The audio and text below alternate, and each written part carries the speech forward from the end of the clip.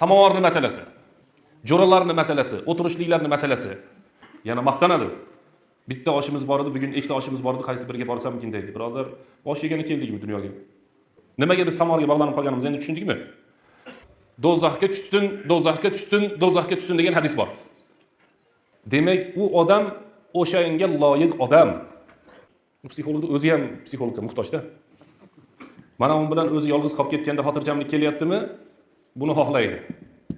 Samovarda o'tirgan odamlar nima sababdan biz u joyda zerikmaymiz? Chunki biz o'shanga loyiq bo'lgan odamlarmiz.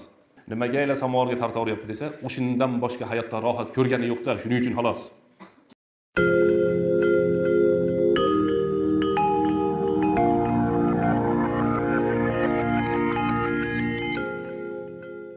Samovarni masalasi. Shu yerga nasib qilgan shekilli bu kalimani aytishlik. Samovarni masalasi, jo'ralarni masalasi, o'tirishliklarni masalasi. Samovarga boramiz. 3-4 soatlab o'tiramiz. Nimalarni gapiramiz o'sha joyda?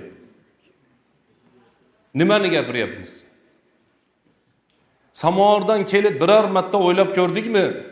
Men bugun nimalar deb qo'ydim samovarda? Savoblik so'zlar gapirdimmi? Yo hammasi gunohlik so'zlar bo'ldimi deb savol berganmizmi, yo'qmi? Payg'ambarimiz sollallohu alayhi vasallam hadisda aytayaptilar: "Min husni islamil mar'i." Insonning dinini, go'zalligini bilmoqchi bo'lsangiz, tarkuhu ma la ya'nihi. O'ziga tegishli emas bo'lgan narsalarni tark qilishligi. Odamlarni kuldirish uchun behuda yolg'onni o'ylab topayotgan odamlar do'zaxga tushsin, do'zaxga tushsin, do'zaxga tushsin degan hadis bor. Odamlarni kuldirishlik uchun haqiqatdagi so'z bilan aytsa bo'laveradi. Yolg'onni o'ylab topib, maqsad kuldirib qo'yishlik. Yolg'onni o'ylab topib, rost emas. Hayotda keyinchalik ham bo'lishligi mumkin emas. Umuman hayotda tasavvur qilsa bo'lmaydigan narsani aytadigan bo'lsa, vaylun likulli humazatil lumaza. Vaylun do'zaxning ismi. O'sha joyga odamlarni ustidan masxaravozlik qiladigan bo'lsa, yolg'onlarni aytib, mana shu odamlarga ajratib qo'yilgan vayl deyapti. Samovardagi ishimizni asosiylardan biri mana shu bo'lib qoldi. Mana psixologiya degan fan bor. Uni hammalar bilasizlar. Buni asli islomda da o'zi mo'min musulmon odamlarda mana shu psixologiya. Qur'oni Karim eng katta shifo. Rasululloh sallallohu alayhi vasallamning sunnatlari eng katta shifo. Hozir bizda unchalik tarqalmadi musulmonligimiz uchun.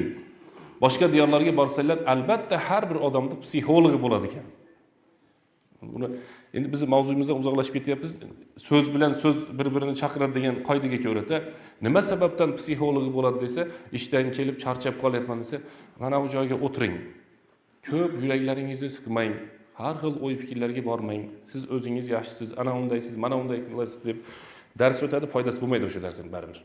Psixologning o'zi ham psixologga muhtojda. O'sha la ilaha illalloh Muhammadur Rasululloh desa qalbi ochilib ketadi shu psixologlarda.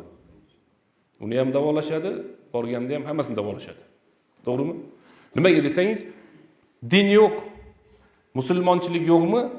O'sha narsaga muhtoj bo'lib turaveradi. Insonning tabiatida qaysidir joyda yoki kim bilandir birga yo qaysidir ko'rinishda, qaysidir holatda inson rohat topadigan bo'lsa, o'sha narsani xohlaydi doim. Masalan, mana u bilan o'zi yolg'iz qolib ketganda xotirjamlik kelyaptimi? Buni xohlaydi. Samovarda osh bilan birgalikda do'stlar bilan bekorchi gapni gapirib, o'tirib mazza qilishni xohlayaptimi? O'sha joyga borsa mazza qilyaptimi? O'shani xohlaydi. Endi tushuntira oldikmi? Nimaga biz samovarga bog'lanib qolganimizni endi tushundikmi? O'sha joyga borsa baqirib kuladi, bekorchi gaplarni aytadi, o'sha joydan rohat topyapti. Buni javobi ajoyibda. Demak, u odam o'shanga loyiq odam. Imom Abu Hanifa, bizni mazhab boshimiz, tahajjuddan mazza topgan. Sahobalar tahajjuddan mazza topgan. O'shaning uchun bir-biridan uyalmasdan so'ragan. Peshin, asr, shom, xufton, bomdodni emas. Tahajjudda qancha o'qiyapsiz? Demak, hammasi o'qib turganligidan siz qancha o'qiyapsiz? Men yarim pora zo'rg'a o'qiy olyapman desa, ikkinchisi bir pora o'zimga tartib qo'yib olganman deyapti. Biz biror marta uni qilmadik-ku, unday qilmadik, biror marotaba. Ammo xohlasangiz bir pora Qur'on o'qib ko'ring. 25 minut, 1 soat vaqt ketsin, uzog'i bilan. Va soatni qo'yib, samovarda o'tirganingizni hisoblab qo'ying. 4 soat, 5 soat vaqtimiz ketyapti. Samovarda o'tirgan odamlar nima sababdan biz u joyda zerikmaymiz? Chunki biz o'shanga loyiq bo'lgan odamlarmiz. Bizning qalbimiz o'sha samovardan taskin topadigan bo'lib qolgan odamlarmiz. Agar biror bir sahobani olib kelib, tasavvur qiling xolos. Abu Hurayrani olib keldingiz.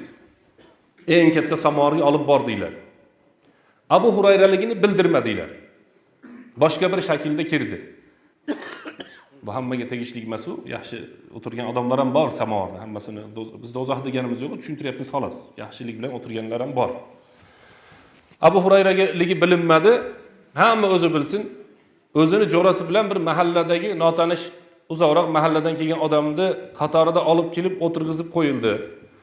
Abu Hurayra roziyallohu anhu qancha o'tiradi deb o'ylaysiz biz bilan?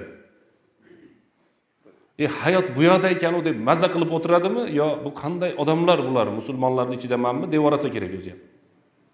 Musulmonmikin bular, qanday odamlarkin deb o'ylab qolsa kerak.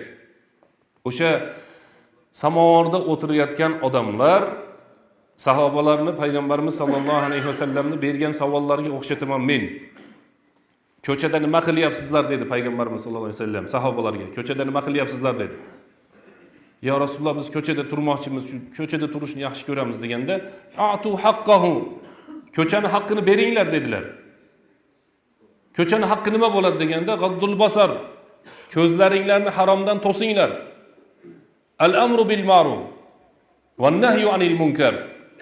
Odamlarga yaxshilikni buyuringlar o'tgan odamlarga. Yomonlikni qaytaringlar. Mana shu illa abaytum degan. Agar majbur ko'chada turishni juda ham xohlayotgan bo'lsanglar degan o'sha hadisda ham. Samovarga bormoqchi bo'lsak, bizning shariatimizda harom emas. To'silgan joyi yo'q. Bormoqchi bo'lsak, haqqini ado qilib boraylik. Yolg'on gapirishlik uchun emas. Vaqtni hammasini o'tkazib yuborishlik uchun emas. O'sha joyga borib hayot mana shu joyda ekan deyishlik uchun emas. Do'stlik, birodarlikni bog'lashlik uchun. Bir-birlarimiz bilan yaxshilikni eslashlik uchun. Ba'zi paytda, doim desak bo'lmaydi, mayli.